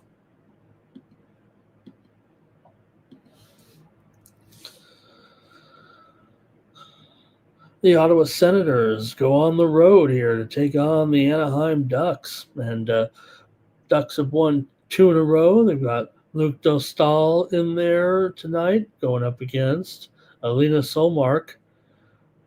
Ottawa's lost 2 of their last 3 overall. They're coming in off of a loss to the Kings, 1-0 at home last time out. But they did beat Boston. They were just on a 4-game homestand here, but they're actually a road favorite here at Anaheim. What is going on? Now, Anaheim did just play last night, so maybe there's a little of that back-to-back action here. Anaheim, a 4-3 win at home against Boston. And they did beat Utah before that, 3-2. Anaheim comes in here, one of the best home records in the league right now at 7-1 coming in. They're atop the Pacific Division. This team has been terrific here right now, and that win put them ahead, or kept them ahead here, or pulled them ahead here of the Kings. What a race it is so far in the Pacific with Anaheim, with Los Angeles, with Vegas, and you got to include Seattle in there too. Edmonton, if they could just figure out how to win on the road. The Pacific Division's been pretty strong here so far. Now for Ottawa here, like I said, they've lost a couple in a row here, and or no, lost two out of their last three here right now. But look, they have a good record and they're favored to win this game.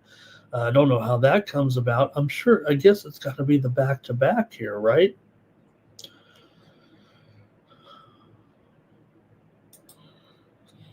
For the Ducks here, wins over Boston and Utah at home. They were on the road before that, struggling a little bit. They were on a road losing streak.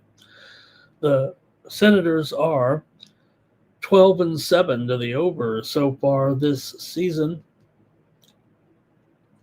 and they've gone over in 6 of their last 8 games on the road coming into this one.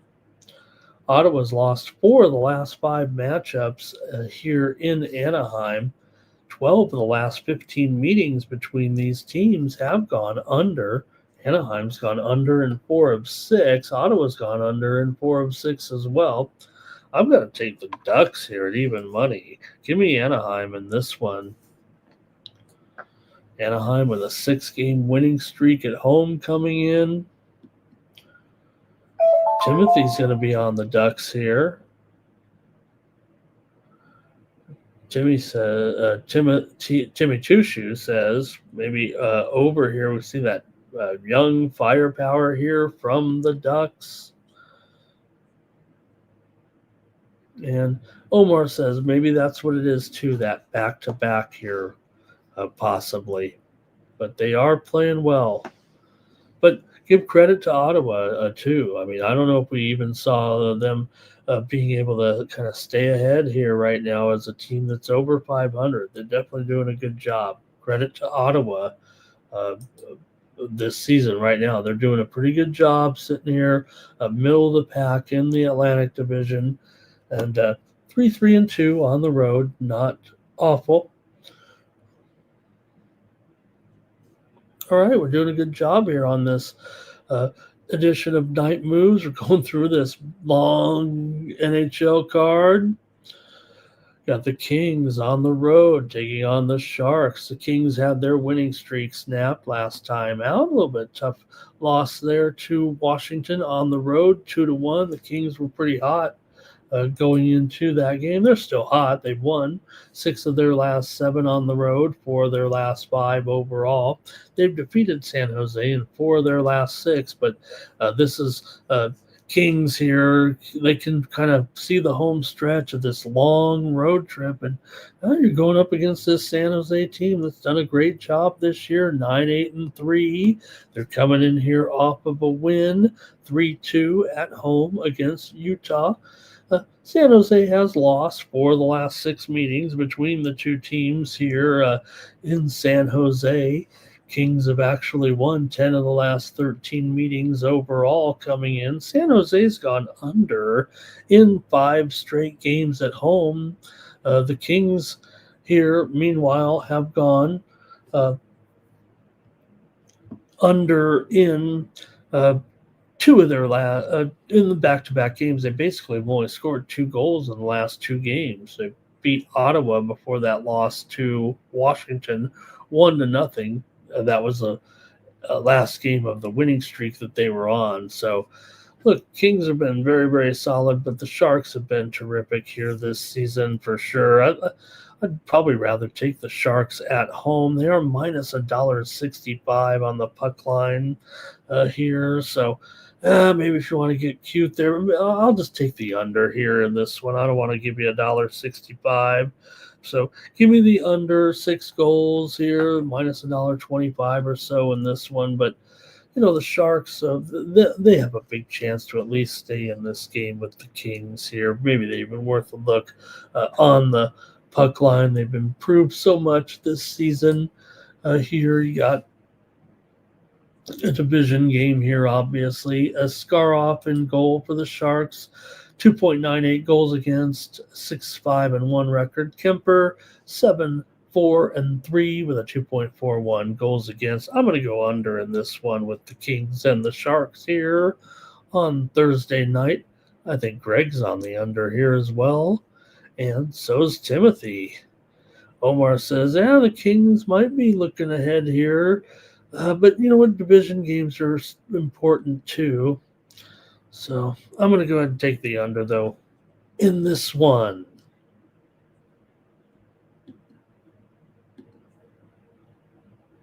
Yeah, we've reached the end of our NHL card as we head to uh, Vancouver in this one for Dallas on the road, taking on the Canucks. Dallas had their win streak snapped last time out. They had been hot, but lost to the Islanders at home 3-2. But man, they were playing well before that. They're 12-5-3 here right now and really looking strong. Uh, 5-1 in their last 6 overall, 6-3 on the road. Their last 9, Vancouver's dropped 4 of 5 coming in. They lost to Florida 8-5 last time out. They just finished up a 3-game road trip. They did blast Tampa Bay 6-2 on the road in that one. The Canucks have gone over in 6 straight games. What is going on in Canada? They've run out of goaltenders up there, not Canada in general, just the teams. I mean, you've got Toronto going over in 13 of their last 15. Montreal's gone over in 9 of their last 10. Vancouver's gone over in 10 straight games. And 10 of the last 15 games between these two teams have gone over as well. Vancouver is uh, over in 8 of their last 9 games at home, 12-3 to the over as an underdog. This one's going over, isn't it? Here with the Dallas and Vancouver. It's not at Dallas, right? So why not? I'll take the over in this one blindly. No, not blindly, but Lankin in here 4-5-2 with a 3.43 goals against. He's a problem. And for Jake Ottinger, 7-4-2 with a 2.91 goals against average here. Last meeting was about a month ago. It was 6-3, or no, 5-3, but Vancouver won on the road at Dallas here. So maybe Dallas can return the favor in this one. It hasn't totally been a Vancouver series. Dallas has actually lost 9 of the last 13 between the two teams overall, but I'm going to take the over in this one. It's 6.5 and probably worthy of such a price.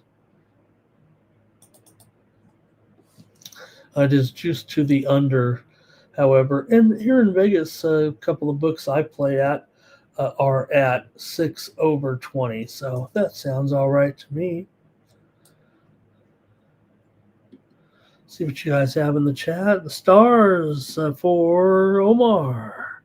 Greg likes it over here, and he likes Dallas to bounce back from that 3-2 loss to the Islanders. Timothy likes the stars here. That's going to be it for the hockey. Thanks, everybody. We're not done here on Night Moves. I've got a 5-pack, I think, or maybe I've got 6 games lined up here in college basketball. A little bit of a light card here, and we've got it's almost tournament time. You know what I mean? Holiday tournament time. It's almost feast week, and we'll get it off started with a little bit of an appetizer this week with some little bit of tournament action in a couple of venues here, most of neutral site games. So in this card, let's head out to the Bahamas, shall we? And take a look at this one with Purdue taking on Memphis. Man, Purdue right now has worked their way up into the top 3 teams here for in the polls, and also with odds to win the championship here right now. Purdue looking strong, right? Number 1 team in the country here. You might have your own opinions, but Purdue right now 4-0 coming in. They're taking on all comers and covering spreads, but actually just covered the spread in the game against Alabama there the other day. 87-80 last week, actually last Thursday. But the other games, actually, they've been laying too many points in these games. They didn't cover 18 against Akron. They didn't cover against the Oakland Golden Grizzlies, and they didn't cover 33 against Evansville. What makes you think they're going to cover 15 points in a neutral venue against Memphis? Yes, they are terrific, and they're probably going to have a great season, but Memphis is no slouch here. They come in here right now with a couple of losses, but almost embarrassingly lost to UNLV, actually, as a 9.5-point favorite. Lost to a UNLV team that had started the year slowly. They also lost to Mississippi, but did cover the spread in that one.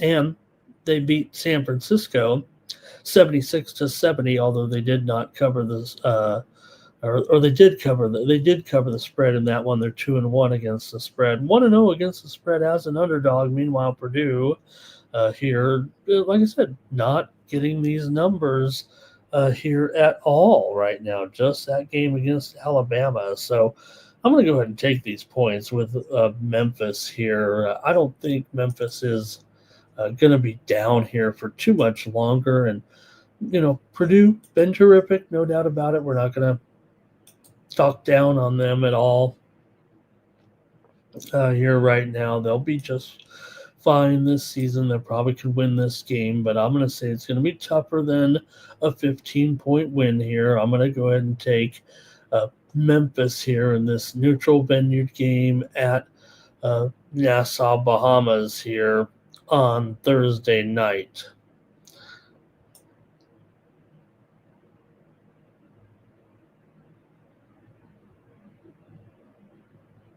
All right.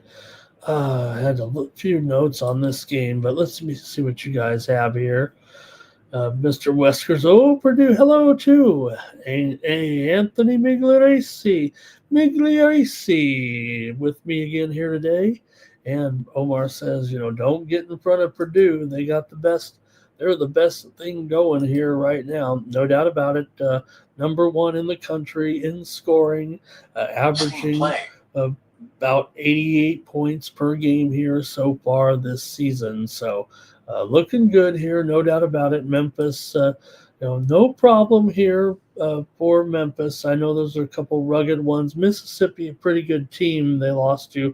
UNLV, not so much, but too many points here, says Greg. Omar says you got to think maybe they do hang in here for Coach Penny. I mean, you got Dougie McDaniel so far and Sincere Parker here for Memphis. So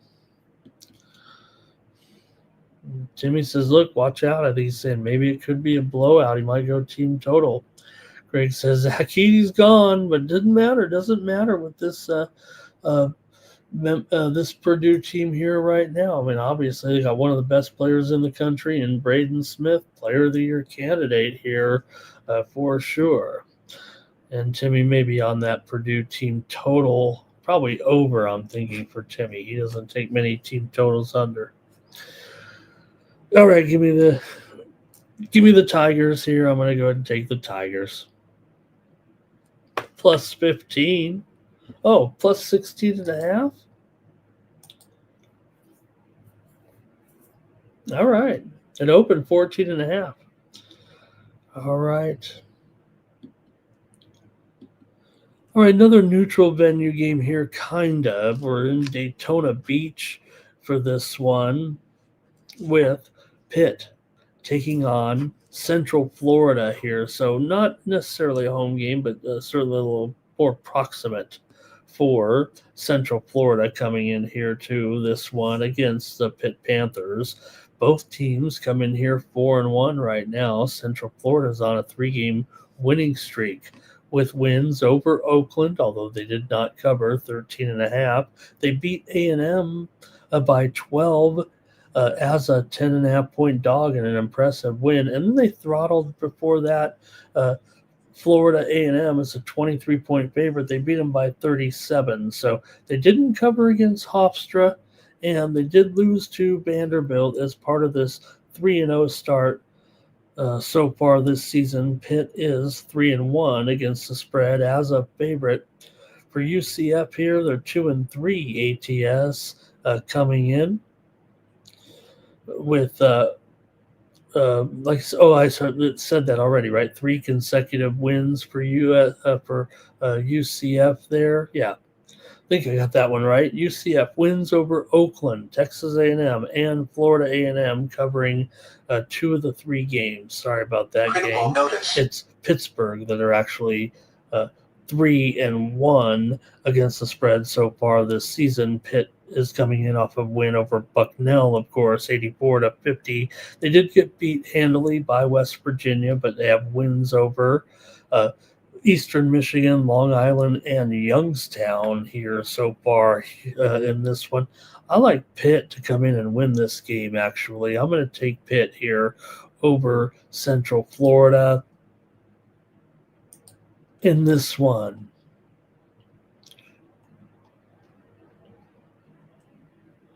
See if you guys like this one in the chat, but I'm going to go with the Panthers here in this neutral venue game. Like I said, Pitt coming in here with a record of 4-1 straight up, 3-2 against the spread right now. And Central Florida not covering everything here at this point, just 2-3 ATS. So I think I kind of screwed that one up a little bit, but the pick is good for me. And Greg says Pitt got blown out in that game, Ramon, against West Virginia. Yeah, they only scored 49 points in that game. Omar, though, like in Central Florida here on the Daytona Beach floor, and Greg also likes Central Florida to win. All right, I guess I'm on alone here. I'm going to take Pitt. Pitt's been an under team so far this season, 1-4 to the under so far, but UCF 3-2 to the over. Omar says they play a little faster. All right, let me see if I don't screw this one up. Nebraska on the road taking on New Mexico here. New Mexico coming in here, considerable favorite. This one is at Kansas City here. So maybe Nebraska, a little bit of a home.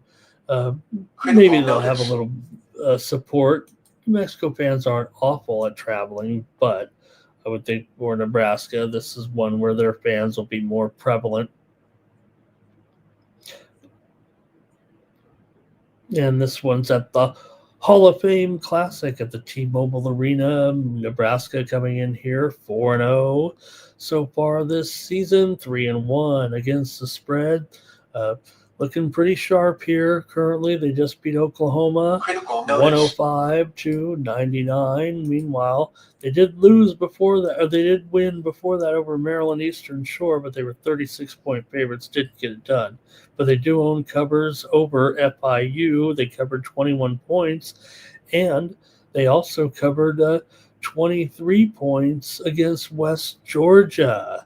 So they've done a nice job here, has Nebraska. Meanwhile, for New Mexico, they are 3-1, but just 1-3 against the spread so far, coming in off of a loss to New Mexico State. They were favored in that one on the road and lost. Meanwhile, they beat UC Riverside at home, but didn't cover 19.5. They played Arlington in an 18-point. That was their only cover of the season so far. They did not cover against East Texas A&M. Both teams have 2 overs and 2 unders so far this season. I'm going to go with Nebraska here in this one, -6.5. I'm going to take 8.5. Do I have the spread backwards there, guys? Sorry about that. You guys know what I mean. My apologies. There we go. Nebraska by 8.5. Should have known, too. I mean, they opened a little bit lower than this for sure. Nebraska was, they opened 6.5 or so, now up to 8.5. Man, I'm laying a little bit of extra here with this one, but I'll take Nebraska to win by double digits over the Lobos here.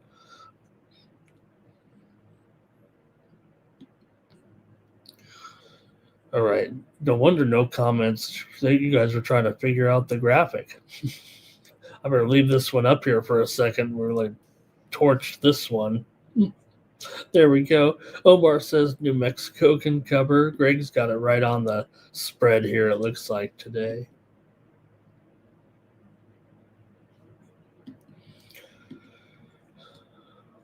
Okay, let's make sure I get this one right. With Texas Tech taking on Wake Forest. I know this one's right at 9 and 159 here. Although, Wake Forest hasn't always been, wouldn't always be a 10-point underdog to these guys, but right now they are because Texas Tech.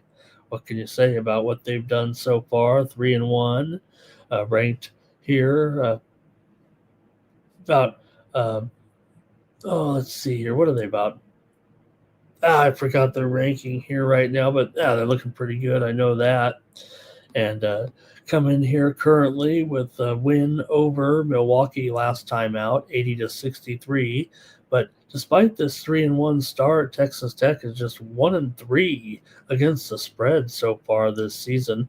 They lost to Illinois as a 3.5-point dog. They couldn't cover 31 against Sam.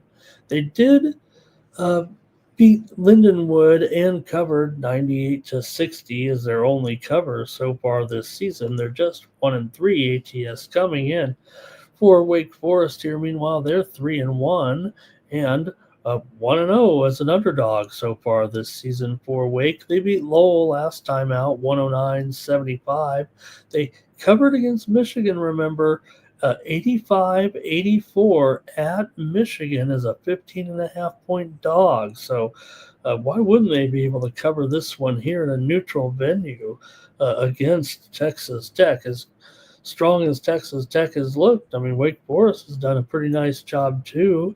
Not going to be totally down on them because they couldn't cover 20 points against American in a 16-point win. They certainly beat those teams handily. They were just favored by too much. And then they did beat Lowell handily when they were favored by a big point spread in that one. So I'm going to have to take Wake Forest here in this one for sure. Give me Wake. Here. I don't know if Texas Tech. I mean, this total is 159. So Wake Forest comes in 3-1 to the over so far. So I think they have the horses kind of to keep up here with Texas Tech and stay in this game. And Greg said he took Wake Forest.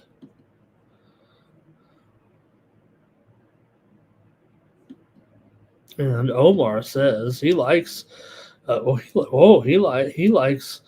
Oh, he likes the dogs, meaning the underdogs, right? Or no, he was talking about the. Thanks, Omar. I think he's saying the underdogs, right? Greg says, Wake and the ACC, that's still a strong conference. Yeah, but the Big 12 is pretty strong too.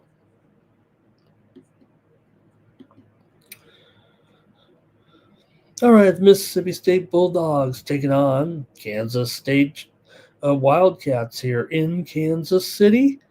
And you've got Mississippi State here favored in this one by 2.5 over K-State. It's K-State that comes in here 4-0 right now. Now, granted, Mississippi State 2-1.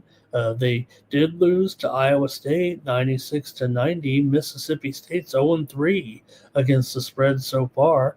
Kansas State has won them all, but they're just 1-3 against the spread. Coming in, Kansas State failed as a 12.5-point favorite against Tulsa.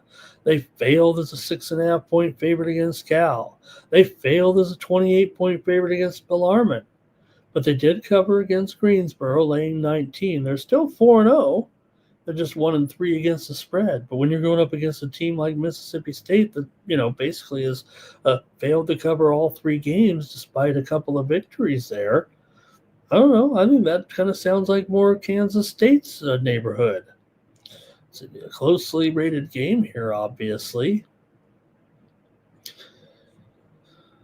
See what you guys have here in this one. Mississippi State's had their share of issues against the Big 12, actually.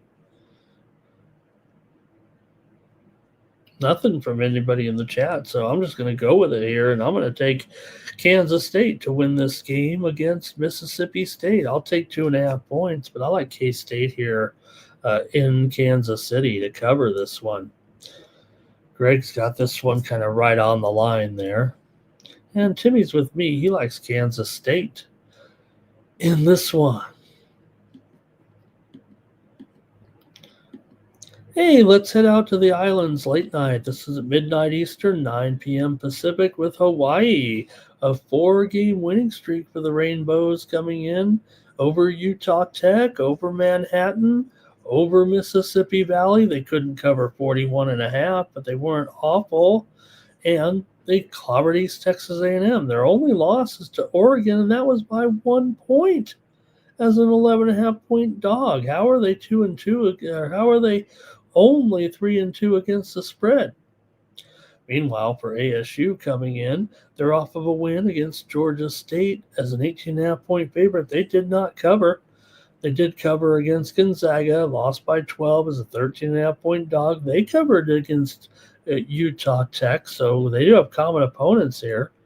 ASU won by 15 over Utah Tech. Meanwhile, Hawaii's win over Utah Tech was just by 6 points. These two teams are a combined 1-8 to the under so far this season. Hawaii their only over was here at home, but that speaks volumes. I'm going to go under in this one.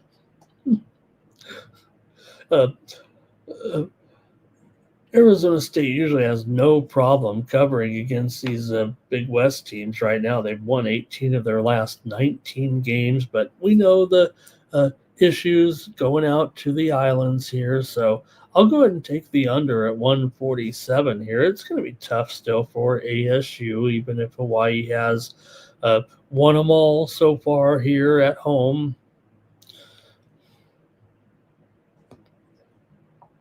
0-4 or 4-0 so far. They played that road game at Oregon, then playing their 5th straight game at home where they're so comfortable. Greg has this one. Looks like he's got it kind of right on the spread there. He thinks they'll win it on a buzzer beater. Omar says Hawaii covers here, and Timmy Two Shoes on Hawaii. Yeah, come on. Hawaii should do it, but I'll take the under here in this one.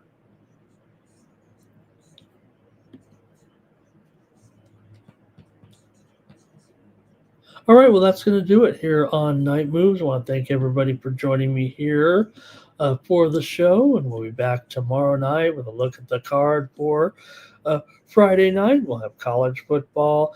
NBA Cup action on Friday night resumes.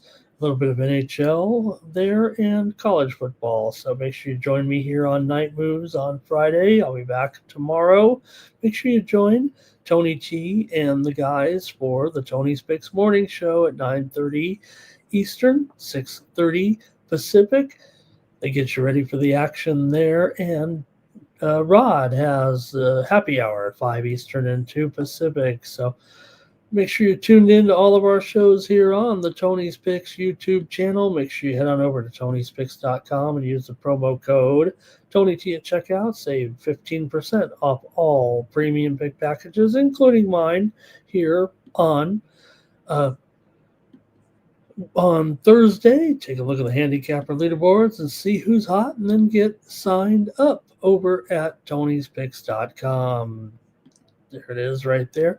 You can go to the upcoming tab and get all the latest games in chronological order. If you're in a hurry, just click the upcoming tab. It'll show all the games in chronological order with our picks all ready to go. You see some of the cappers up here. You got doubles up there. You got DeAndre up there. You got Ron Crawford here as well. You see all the crew ready, locked, and loaded for the action here on Thursday.